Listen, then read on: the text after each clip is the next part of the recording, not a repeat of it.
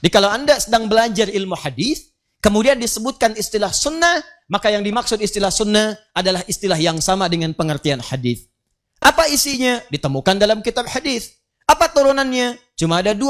Dalam kitab hadis, Anda akan temukan teman-teman sekalian, dari pendalaman sunnah, 2 hal yang paling utama. 2 hal ini yang disebut dengan sayap hadis. Pertama adalah yang disebut dengan matan isi hadis, isi substansi hadisnya. Yang kedua, yang disebut dengan sanad, silsilah orang-orang yang meriwayatkan hadis sampai kepada Nabi SAW. Transmisi periwayatan. Awas, hati-hati. Hati-hati. Keduanya penting. Kata para ulama, ini bagaikan 2 sayap burung. Satu sayap terluka, maka burung tidak bisa terbang. Satu sayap di antara 2 hadis bermasalah, maka hadisnya akan turun kualitasnya. Hati-hati. Isinya bagus, tapi riwayatnya bermasalah, maka belum tentu hadisnya bisa diterima. Maka semua yang bersandar dari Nabi, dari perkataan, perbuatan, ketetapan, cek dulu. Benar nggak informasinya? Bagaimana mengeceknya? Yang diterima oleh kita. Kita kan nggak pernah berjumpa dengan Nabi. Maka telusuri informasi ini sampai tersambung kepada Nabi. Cara menelusurinya disebut dengan isnad. Urutan-urutannya disebut dengan sanad. Imam Muslim langsung membuat bab khusus dalam jilid yang pertama dari 9 jilid Sahih Muslim, halaman 119. Sebelah kiri paling atas, beliau berikan keterangan babul isnadi minaddin. Babul isnad. Bab pembahasan tentang pentingnya sanad, ini bagian yang sangat menentukan dalam agama. Hati-hati. Informasinya diterima oleh kita, tapi orangnya nggak jelas. Maka ini menunjukkan bermasalah. Jangankan orangnya tidak ada, orangnya ada tapi punya masalah, maka akan berpengaruh pada kualitas hadisnya. Pernah dengar hadis ini? Awal Ramadan rahmah, awsatuhu maghfirah, wa akhiruhu itkum minan nar. Awal Ramadan itu rahmat, pertengahannya ampunan, ujungnya itkum, pembebas dari neraka. Pernah dengar itu? Hadisnya matruk. Matruk, semi palsu. Urutan nomor 2 terburuk dalam silsilah ilmu hadis. 1 maudhu, 2 kemudian matruk. Ya, hati-hati. Ya, nanti ada yang disebut dengan 3M. 3M. 1 maudhu. Ini yang paling parah. Kedua, matruk. Ketiga, mungkar. Hati-hati. Maudhu, hadis palsu, memang sengaja bikin hadis. Informasinya bukan dari Nabi SAW, sengaja dipalsukan. Hati-hati teman-teman sekalian, banyak yang seperti ini. Ya, ikhtilafu ummati rahmah. Perbedaan pendapat di antara umatku adalah rahmat. Hati-hati, itu hadis palsu, hadis maudhu. Awas, hati-hati. An-nadhafatu minal iman, kebersihan bagian dari iman, itu hadis palsu, hadis maudhu. Dan banyak nanti yang tersebar di masyarakat. Bukan informasinya tidak bagus, kalimatnya bagus, tapi Nabi tidak pernah mengucapkannya. Cuman orang kebanyakan mengatakan ini dari Nabi. Pernah dengar hadis ini? Makan saat lapar, berhenti sebelum kenyang. Pernah dengar? Nah, itu palsu, maudhu. Bahkan palsu banget. Saking palsunya, di kitab hadis palsu pun tidak ditemukan. Silahkan cek. Saking palsunya. Dalam kitab-kitab hadis palsu tidak ditemukan. Cuman ada di satu kitab. Ya, namanya Ar-Rahmah fit Tibbi wal Hikmah. Karangan Syekh Jalaluddin As-Suyuti. Tentang kisah. Ada kisah terkait dengan kalimat itu. Diduga sebagai hadis dimunculkan. Ya, hati-hati, banyak menyebar nanti setelah fitnah kubra. Ada orang mau dieksekusi. Begitu mau dieksekusi, ditanya. Karena sering memalsukan hadis. Berapa telah banyak hadis Anda palsukan? Dia katakan arba'ina alfan, 40.000 hadis. Bayangkan satu orang 40.000 hadis. Karena saking mudahnya orang berbuat begitu, sampai-sampai Nabi mengatakan dari sejak dulu, dari awal di masa kenabian, man kadzaba alayya muta'ammidan falyatabawwa maq'adahu minan nar. Siapa yang mencatut namaku, hati-hati, memalsukan diriku, mengatakan ini dariku, maka seakan-akan dia telah pesan kapling di neraka. Siap-siap tempatnya di neraka. Kayaknya sudah pesan kapling tuh. Ya. Gampang, bikin hadis tuh gampang. Sampai kalimat-kalimatnya terasa bagus, benar, disandarkan pada Nabi. Salah. Kalau Anda ikut pelajaran ilmu hadis yang di Indonesia, itu guru kita sering mencontohkan saking gampangnya orang bikin hadis palsu, orang Jawa dengan orang Sunda berdua bisa bikin tuh. Ya, orang Jawa, Sunda sudah tua, sepuh disebut dengan syekh. 2 orang sepuh disebut dengan syekhan. Dalam ilmu hadis syekhan Bukhari Muslim, Al-Bukhari dan Muslim. Ini orang Jawa, orang Sunda bikin hadis palsu. 2 orang sepuh syekhan bikin hadis. Apa bunyinya? Qala afdalu dahri bi faisil laili kucifa wa kulifa wa ubina hatta karu saudahu fa idza bukhila faduriba unuqu 3 marat hatta utiha rawahu syekhan. Paham? Tidak. Yuk kita terjemahkan. Ini nahunya benar semua. Sorofnya bagus. Bahasa Arabnya lengkap. Afdalud dahri. Dahar yang paling afdol. Bifaisil laili dengan pais lele. Kucipa kasih kecap sedikit. Wakuripa hidangkan kerupuk. Hatta karusa udanghu sehingga terasa udangnya. Faida bukhila apabila kebehelan. Faduriba unukuhu maka pukul punduknya telah samarat 3 kali. Hatta utiha sampai utah. Rahu syekhan. Baru ketawa tuh. Jadi orang kalau mau bikin-bikin yang seperti ini, mikir dulu pesan kapling di neraka. Yang salah, ini kata Nabi, itu maudhu namanya. Hadis palsu. Yang ini, matruk, semi palsu. Semi palsu, karena diriwayatkan oleh seseorang yang tertuduh seringkali berdusta. Dustanya kadang-kadang tidak langsung, ngarang-ngarang cerita, macam-macam, sehingga sulit dibedakan antara hadis dengan bukan. Di antara yang disebutkan itu adalah hadis yang sangat populer. Ini hadisnya, awal Ramadan adalah rahmah, pertengahannya maghfirah, ujungnya adalah pembebas dari neraka. Itu hadis matruk. Matruk.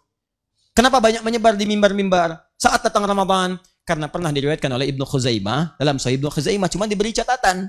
Di bab beliau ketika disebutkan, nih, bab fadailu Ramadan in kana hadithuhu sahihan. In kana hadithuhu sahihan. Ada catatan. Ini bab menerangkan tentang keutamaan Ramadan. Hadis yang pertama ini jika memang diduga hadisnya sahih. Diberi catatan, ini tidak sahih karena ini meragukan syartun. Kalau memang sahih amalkan, tapi ini bukan sahih, ada innya. Setelah itulah kemudian masa lewat, terjadi peristiwa, ada kebanjiran. Saat banjir itu kemudian menimpa juga sebagian kitab Ibnu Khuzaimah, tersapu huruf innya, hilang di bab ini. Maka berubah kalimatnya. Bab fadailu Ramadan kana hadithuhu sahihan. Bab tentang keutamaan Ramadan, hadisnya sahih. Dinukil oleh orang setelahnya, ditulis kembali, innya hilang. Maka tersebarlah di masyarakat kemudian. Padahal awal hadisnya adalah matruk. Mungkar. Hadis yang diriwayatkan oleh orang-orang, mohon maaf, yang berperilaku yang kurang pantas, sering menyimpang dalam ketentuan agama. Mabuk, tapi meriwayatkan hadis. Maka hadis yang mungkar ingkari, jangan diambil. Ingkari. Kenapa diingkari? Bukan kalimatnya yang kurang bagus, tapi diriwayatkan oleh orang yang punya perilaku buruk. Khawatir nanti ketika diamalkan, ada tuduhan pada agama. Pantas perilakunya begitu. Hadisnya diriwayatkan orang mabuk. Muncul tuduhan. Karena itu kemudian ulama bikin kualifikasi yang sangat ketat dalam persoalan ini. Sanad bermasalah, maka menurunkan status ini. Matannya bermasalah, maka kehilangan kemudian kepercayaan dari riwayat yang disampaikan. Jadi teman-teman, kalau Anda ingin mencari pengertian sunnah dalam pengertian hadis, maka kembalikan ke kitab hadis. Jelas? Cari referensinya. Ada 4 jenis. Saya berikan dengan cepat. Kalau ingin melihat tuntunan umum, cari kitab Al-Jami namanya. Jami itu umum. Misal, saya ingin melihat tuntunan Nabi dalam kitab hadis tentang persoalan yang umum. Bab bisnis, bab tentang iman, bab tentang mencari pengetahuan, bab tentang pemerintahan, bab tentang rumah tangga. Cari kitab Al-Jami. Al-Jami itu sesuatu yang masih umum, komprehensif. Di antara yang paling populer, ada kitab namanya Al-Jami As-Sahihil Musnad Al-Mukhtasar min umuri Rasulullah sallallahu alaihi wasallam wa sunanihi wa ayyamihi. Ulang. Karena terlampau panjang, singkat dengan Sahih Al-Bukhari. Yang meriwayatkan Imam Al-Bukhari. Terdiri dari 95 bab. Setiap babnya berisi beberapa hadis-hadis tuntunan Nabi SAW. Bab pertama, Kitabul Iman. Panduan meningkatkan iman. Jadi kalau antum, maaf ya, iman sedang naik, turun. Pengen stabil, naik, nggak pernah turun. Maka bagaimana caranya? Lihat sunnahnya. Di mana sunnah ditemukan? Di kitab hadisnya. Apa kitabnya? Jami' Sahih. Sahih Al-Bukhari. Buka bab pertama. Namanya Kitabul Iman. Ada 57 hadis. Pelajari itu semua. Amalkan dalam kehidupan. Maka iman Anda akan terasa naik, dan tidak pernah turun. Paham sampai sini? Nah, ini yang disebut dengan pengertian sunnah dalam pengertian ilmu hadis. Kedua, ada yang disebut dengan sunan. Sunan, awas hati-hati. Ada sunan dalam pengertian kitab hadis. Sekarang banyak istilah sunan tuh. Awas hati-hati. Bawa ke cerita, bawa ke macam-macam. Ya, ada sunan kitab, ada sunan Kalijaga, ada sunan Kalijodo, ada sunan Kaliciliwung, ada macam-macam. Ya, nah, kita kembalikan. Kalau disebutkan sunan dalam pengertian ilmu hadis, maka itu yang dimaksud kitab-kitab hadis yang disusun berdasar urutan fikih. Jadi kalau teman-teman pengen cari referensi sunnah Nabi yang cepat dalam urusan fikih, jangan nyari kitab Jami, carinya kitab sunan. Sunan Abu Daud, Sunan An-Nasai, Sunan At-Tirmidzi. Sekalian saya lurusin nih. Ada sebagian orang kalau nggak Bukhari, nggak sahih nih. Saya nggak mau terima. Hadisnya nggak sahih. Berarti dia belum paham ilmu hadis. Dia nggak ngerti ilmu hadis. Yang dimaksud di Sahih Al-Bukhari, itu yang dikumpulkan oleh Imam Al-Bukhari dalam kitab beliau, dalam masalah-masalah umum. Semua hadisnya sahih memang betul, tapi tidak mencakup semua persoalan. Yang dikumpulkan oleh beliau saat hidup. Beliau meninggal, nggak ngumpulin lagi. Datang Imam Muslim meninggal, nggak ngumpulin lagi. Karena dua-duanya sudah ada metode pengumpulan yang umum, maka ulama setelahnya mengumpulkan dengan metode berbeda. Untuk memberikan spesialisasi. Ini yang umum udah banyak nih, kita konsentrasi aja di bidang fikih. Ketika hadis-hadis dikumpulkan, khusus dalam bidang fikih, maka berubah istilah menjadi sunan namanya. Nah, Anda kalau pengen cepat belajar fikih dari tuntunan sunnah, referensi hadis, maka cari kitab sunan. Misal, Sunan Abu Daud. Saya ambil contoh. Saya sering katakan kepada Anda, turun, ini, dalam i'tidal, ke sujud. Mau pakai telapak tangan, mau pakai lutut. Saya pakai lutut. Ustaz Umar Mita pakai telapak tangan. Ibnul Qayyim Al-Jauziyah rahimahullah pakai lutut. Ya, kemudian Syekh Al-Albani menggunakan telapak tangan. Dari mana menemukan itu? Antum cari di Sahih Al-Bukhari. Sampai kiamat kurang 2 hari, gak akan ketemu. Saya kasih tahu dari sekarang. Kalau nggak percaya, cari aja. Silakan. Ini syarahnya ada di belakang nih. Ya, yang syarah Ibnu Hajar Al-Asqalani. Yang warnanya orange itu. Yang di dalam, yang belum dibuka sebagiannya. Itu kan? Nah, itu nggak cari, nggak akan ketemu. Sahih Muslim, susah. Yang ada di mana? Abu Daud. Karena beliau konsentrasi merumuskan hadis-hadis dalam urutan fikih. Yang pakai lutut, nomor hadis 838. Paling kanan sebelah bawah di kitabnya. Riwayatnya dari Wa'il bin Hujur. Beliau meriwayatkan dari Nabi di awal-awal masa keislaman. Ketika beliau masuk Islam di awal-awal masa Islam. Melihat Nabi masih dalam keadaan kuat. Nabi sholat kemudian turun lututnya terlebih dahulu. Nabi katakan, "Idza sajadta fala tasjud kama yabrukul ibil, falyadha rukbatahi qabla yadayhi." Kalau kamu pengen sujud, jangan kamu sujud seperti duduknya unta. Letakkan dulu kemudian lututmu sebelum telapak tanganmu. Kalimatnya ibil. Tapi ketika nomor hadis 840 sampai 841, paling kiri sebelah atas, yang riwayatkan sahabat Abu Hurairah. Sahabat Abu Hurairah masuk Islam 3 tahun sebelum Nabi wafat. Di tahun ke-7 Hijrah. Usia Nabi sudah 60 tahun. Nabi sudah semakin lemah. Begitu beliau kemudian sholat, terlihat beliau menurunkan dengan telapak tangannya. Begitu turun pakai telapak tangan, keluar kalimatnya. Berubah kemudian kosakata tentang untanya. Idza sajadta fala tasjud kama yabrukul ba'ir. Falyadha yadayhi qabla rukbatayhi. Kalau pengen sujud, sujudlah kemudian, tapi jangan duduk seperti duduknya unta. Dahulukan telapak tanganmu sebelum lututmu. Ustadz, kok bisa? 2 hadis ini kok bisa seakan-akan bertolak belakang? Paradoks. Yang satu bilang pakai lutut, yang satu bilang pakai telapak tangan. Mana yang benar, Ustadz? Cek, hadisnya di mana? Kitab yang sama. Yang meriwayatkan siapa? 2 orang berbeda. Maka kalau Anda temukan beberapa hadis dalam satu peristiwa kelihatan tidak sama, maka rumus hadisnya kumpulkan keduanya. Dikumpulkan disebut al-jamu'.